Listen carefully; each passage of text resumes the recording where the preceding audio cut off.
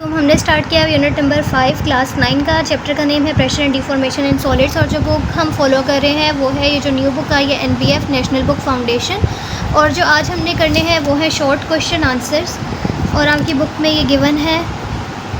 ठीक है, one by one इसको देखते हैं। इसके आंसर्स के हम इजी वर्डिंग में इसके आंसर्स को लिखेंगे। फर्स्ट क्वेश्चन है कि while walking on trampoline do you feel more pressure when you stand still और जंप अप एंड डाउन।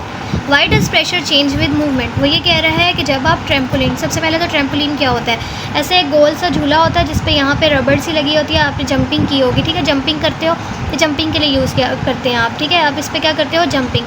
जब आप इस पर, वो कह रहे हैं जब आप इस पर ऐसे खड़े हुए हो, सिंपल खड़े हुए हो, तब आपका प्रेशर ज़्यादा है, या जब आप ऊपर से जंप करके आके दोबारा इसके ऊपर गिरोगे तब आपका प्रेशर ज़्यादा है। ठीक है, क्वेश्चन समझ आई। वो कह रहे हैं कि ट्रैम्पोलिन क्या होता है, जंपिंग वाला झूला होता है। जब आप उसके ऊपर सिंपल खड़े हुए हो, अभी आपने जंपिंग नहीं की, जब आप सिंपल खड़े हुए हो तब आपका प्रेशर ज़्यादा है, या जब आप जंपिंग कर रहे हो, ठीक है, जंपिंग करके आके इसके ऊपर गिरते हो, ठीक है, जंपिंग कर रहे हो, तब आपका प्रेशर ज़्यादा होता है। और अगर चेंज होता है तो वो क्यों चेंज होता है वो भी आपने बताना है। सबसे पहले तो बात यह है कि जब आप खड़े होते हो तो सिर्फ आपका एक वेट है जो इस झूले पे लग रहा है, उसके अलावा तो कुछ नहीं है ना।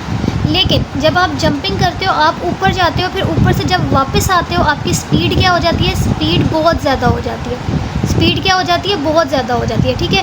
उसके अलावा कुछ एडिशनल फोर्सेस भी होती हैं जो आपके साथ और ऐड अप होकर आती हैं, और आप यहाँ पे आके आपने नोट किया होगा, जब आप आके जंपिंग करके गिरते हो तो आपको ज़ोर से लगती है।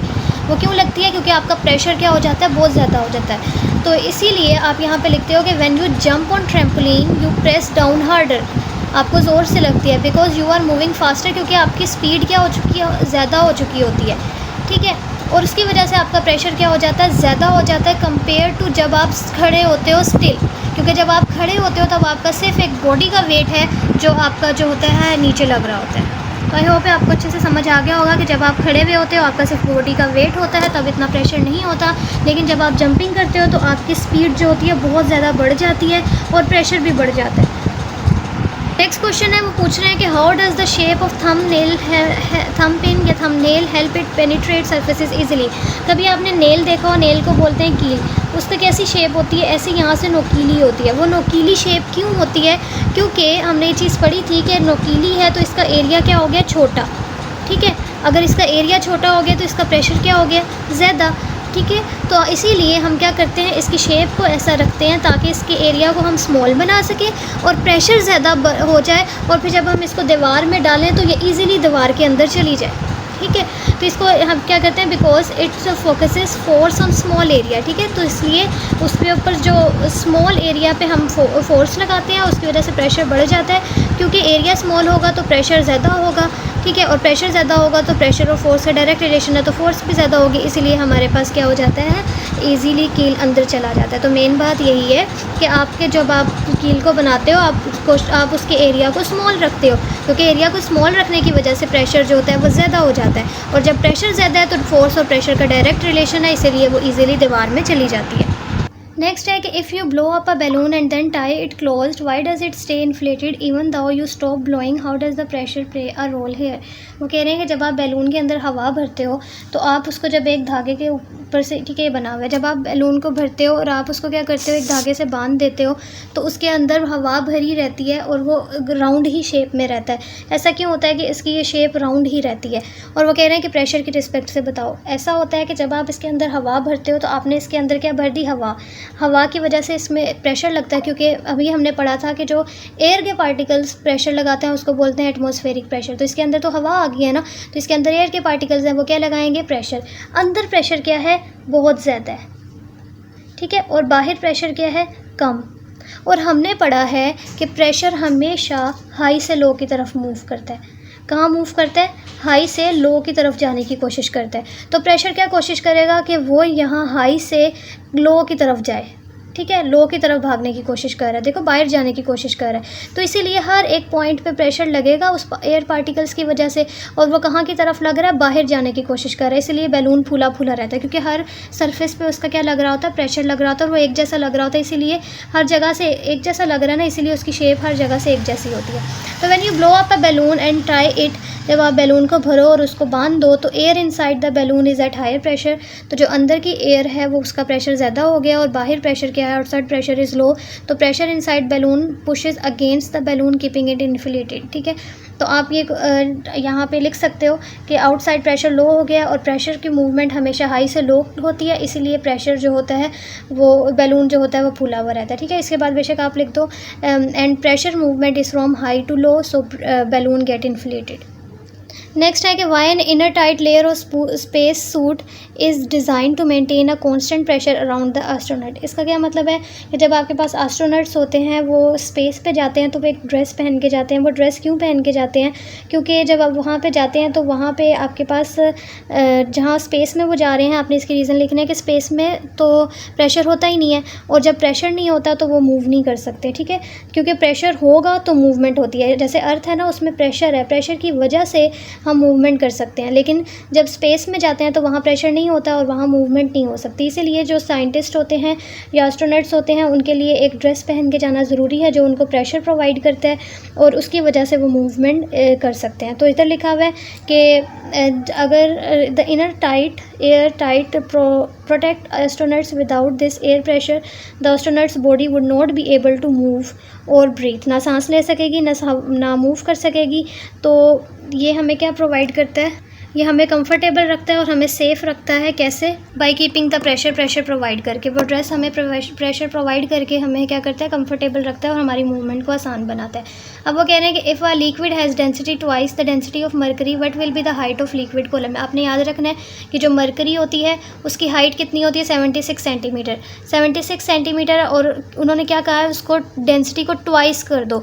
तो जब ट्वाइस का है तो डिवाइड कर दो 2 से, अगर थ्राइस का है तो डिवाइड कर दो 3 से, अगर 4 टाइम का है तो डिवाइड कर दो 4 से। ठीक है, बस याद रखना है कि मरकरी की हमेशा 76 होती है और यहाँ पे जो चीज़ दी हुई है उन्होंने ट्वाइस का है या जो भी दिया हुआ है आपने सिंपल उससे डिवाइड कर देना है। तो आपके पास यहाँ पे इससे करोगे तो आपके पास क्या बनता है? 36। तो आप देख रहे हो कि आपके पास जो हाइट निकल के अब आ रही है वो आधी हो चुकी है। तो क्वेश्चन है क्या कि अगर लिक्विड है उसकी डेंसिटी को 2 टाइम्स बढ़ा दो मरकरी की डेंसिटी से।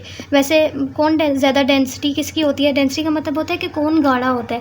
मरकरी ज़्यादा गाढ़ा होता है, लिक्विड इतना ज़्यादा गाढ़ा नहीं होता। लिक्विड तो पानी होता है, पानी इतना ज़्यादा गाढ़ा नहीं होता। लेकिन वो कह रहे हैं अगर आप पानी की डेंसिटी को ना उसको गाढ़ा कर दो मरकरी से भी 2 गुना ज़्यादा, तो फिर हाइट क्या होगी लिक्विड की बैरोमीटर में। ठीक है, हम बैरोमीटर क्या होता है? बैरोमीटर में एक मरकरी को भरते हैं ना और उसकी हाइट देखते हैं कि कितनी आ रही है। तो वो कह रहे हैं अब लिक्विड को गाढ़ा कर दो और फिर उसको भर दो, फिर बताओ कि हाइट क्या निकल के आती है। तो मरकरी की हाइट हमें पता है कि 76 सेंटीमीटर होती है क्योंकि यही नॉर्मली यूज़ किया जाता है और इसकी हमें एक्सपेरिमेंटली पता होती है। लेकिन जब हमने इसको ट्वाइस कर दिया डेंसिटी को तो हमने डिवाइडेड बाय कर दिया 2 से, तो फिर हमने देखा कि हाइट जो होगी वो आधी निकल के आती है। ठीक है, जितनी मरकरी की 76 बनती है अगर हम उसकी जगह वाटर यूज़ करें तो फिर आधी हो जाएगी, 38 हो जाएगी। ठीक है, बस आपने बात याद रखनी है कि यहाँ पे ट्वाइस है तो 2 किया है, यहाँ पे थ्राइस का मतलब होता है 3, तो यहाँ 3 कर देते हैं। यहाँ पे 4 टाइम लिखा होता तो यहाँ 4 कर देते, जितने टाइम यहाँ लिखा हुआ है उतने टाइम डिवाइड कर देते हैं। ये 76 सेंटीमीटर आपने याद रखना है। तो if a liquid is twice as dense as mercury the height of liquid in a barometer will be half the height of mercury. ठीक है, 76 हाफ क्या होता है? 838, तो आपके पास हाफ हो जाएगी height. So if mercury height is 76 centimetre, height of denser column क्या हो जाएगी लिक्विड की? वो 72/2 38 सेंटीमीटर। नेक्स्ट क्वेश्चन है कि why would not be able to sip water with straw on moon, कि आप मून के ऊपर स्ट्रॉ से पानी क्यों नहीं पी सकते। ठीक है, आपके पास जैसे ये ग्लास है और इसके अंदर क्या है? पानी। बस आप स्ट्रॉ लगाओगे तो स्ट्रॉ में और आप यहाँ से पियोगे तो पानी नहीं आएगा। ऐसा क्यों होता है? क्योंकि मून के अंदर प्रेशर ही नहीं है। और आपने ये देखा था कि यहाँ से तो प्रेशर की वजह से मूव करके वह गया था, क्योंकि प्रेशर कहाँ मूव करता है? हमेशा हाई से लो की तरफ। और हमने ये चीज़ देखी थी ना इसकी एप्लीकेशन के बाहर प्रेशर क्या होता है? ज़्यादा, और जब आप जहाँ मुँह से पी रहे हो वहाँ पे और स्ट्रॉ में प्रेशर क्या हो जाता है? कम। तो प्रेशर इस हाई से कहाँ मूव करता है? लो की तरफ। इसीलिए गिलास से निकल के मुंह की तरफ चला जाता है, स्ट्रॉ से होता हुआ मुंह की तरफ चला जाता है, क्योंकि स्ट्रॉ के अंदर और मुंह के अंदर दोनों में प्रेशर कम होता है, बाहर प्रेशर ज़्यादा होता है। लेकिन ये प्रेशर डिफरेंस की वजह से हम यहाँ पे ज़मीन पे पानी पी सकते हैं ना। तो मून में तो ऐसा कोई है ही नहीं प्रेशर, तो जब वहाँ पे प्रेशर नहीं है तो हम वहाँ पे स्ट्रॉ में पानी भी नहीं जाएगा।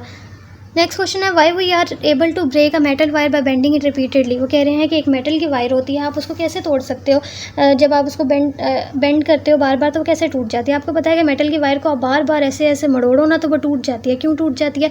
क्योंकि जब आपने उसको एक दफ़ा मड़ोड़ा तो उसके अंदर क्रैक आए, दूसरी दफ़ा और मड़ोड़ा तो वो क्रैक बड़ा हो गया, तीसरी दफ़ा और मड़ोड़ोगे तो वो क्रैक क्या हो जाएगा, और बड़ा हो जाएगा। तो जब क्रैक किसी चीज़ में आ जाते हैं तो वो मेटल जो या कोई भी ऑब्जेक्ट होता है किसी चीज़ में क्रैक आ गया तो वो कमज़ोर हो जाता है, वीक हो जाता है, तो फिर इस वजह से वो टूट जाता है। तो हमने यही लिखा है कि when you bend a metal repeatedly, जब आप बार बार एक मेटल को बेंड करोगे तो इट कॉज टाइनी क्रैक्स, उसमें क्रैक्स आ जाएंगे। ठीक है, इनसाइड क्रैक्स, इनसाइड उसमें क्या आ जाएंगे, टाइनी छोटे छोटे क्रैक्स आ जाएंगे। Each time you bend it these cracks gate bigger and more severe. ठीक है, जैसे जैसे आप उस हर दफ़ा जब आप उसको बेंड करोगे वो क्रैक क्या होते जाएंगे, बड़े होते जाएंगे और बहुत ज़्यादा सिवियर होते जाएंगे, सख्त किस्म के बड़े होते जाएंगे। And wire gate weaker and weaker, और आपकी वायर जो है वो बहुत कमज़ोर होती जाएगी और इवेंचुअली मेटल जो है वो उस फोर्स को बर्दाश्त नहीं कर सकेगा जो हम लगा रहे हैं और वो टूट जाएगा। नेक्स्ट है कि एक स्प्रिंग है हैविंग स्प्रिंग कांस्टेंट के when loaded with mass m is cut into two equal parts. One of the part is loaded with same mass. Again, what will be its spring constant now?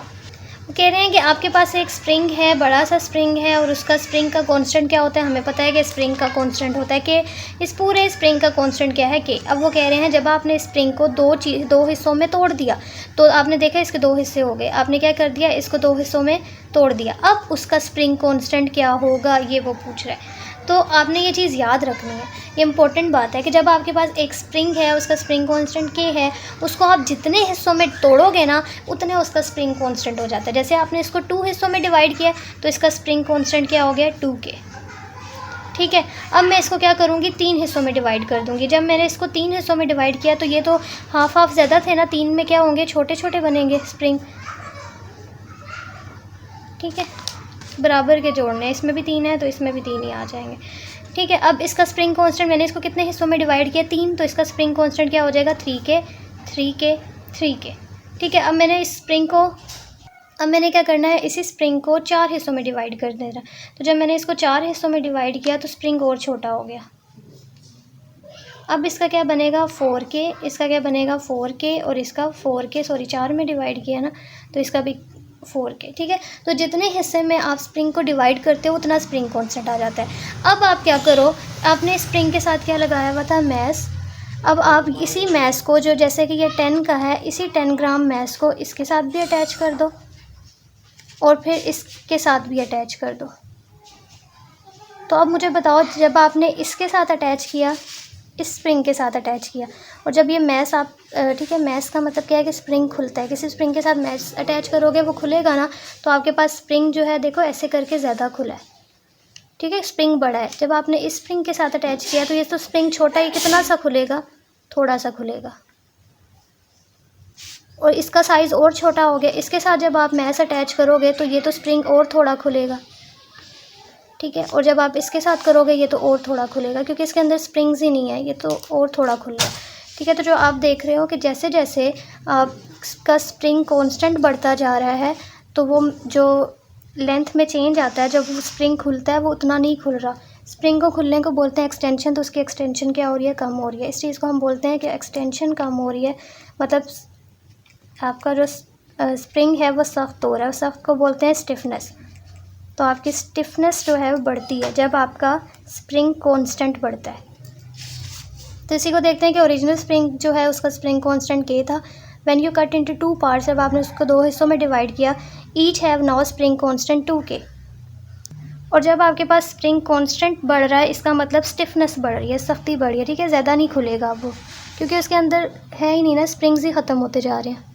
और जब हम इसके साथ क्या करेंगे, mess attach करेंगे तो एक हाफ़ के साथ, ठीक है, जैसे ये 2 हिस्सों में डिवाइड कर दिया, अब दोनों के साथ क्या कर देना है, मैस अटैच कर देना है। तो अब क्या होगा, then it will stretch less, तो वो स्ट्रेच क्या होगा, कम होगा कंपेयर टू ओरिजिनल स्प्रिंग। पहले ओरिजिनल स्प्रिंग क्या है, देखो ज़्यादा स्ट्रेच हो रहा है, ये वाला क्या हो रहा है, सिर्फ इतना सा स्ट्रेच हो रहा है। ठीक है, ये ओरिजिनल स्प्रिंग है, जब मैंने इसको स्ट्रेच किया था उसमें स्ट्रेचिंग ज़्यादा है, और ये जो उसका एक हिस्सा है जिसको हाफ में डिवाइड कर दिया उसके साथ मैस लगाया तो उसमें स्ट्रेचिंग क्या हो रही है, कम हो रही है, क्योंकि इसकी स्टिफनेस बढ़ गई है, सख्ती बढ़ गई है। तो इसलिए हमने कहा वो स्ट्रेच कम होगा ओरिजिनल वाले की निस्बत, इसलिए स्टिफनेस बढ़ गई है क्योंकि उसका स्प्रिंग कांस्टेंट बढ़ गया। पहले K था, अब की 2K हो गया।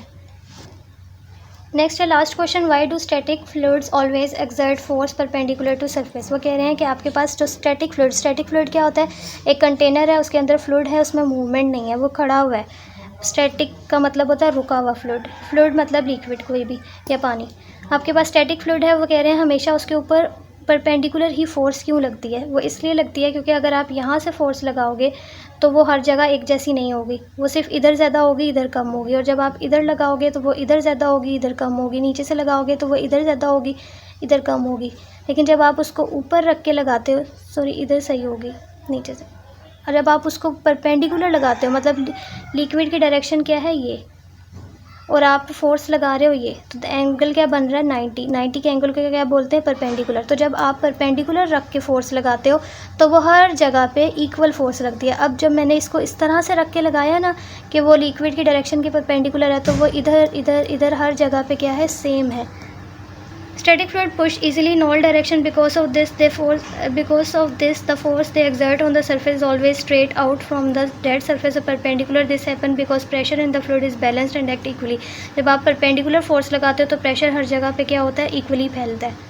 एक क्वेश्चन और था कि how can a small car lifter lift loads heavier than itself. ये जैसे हमने हाइड्रोलिक लिफ्ट पढ़ा था, वही चीज़ है कि आप यहाँ पे क्या लगाते हो, स्मॉल एरिया होता है, यहाँ पे आपके पास लार्ज एरिया होता है, इधर हमने कार रखी होती है।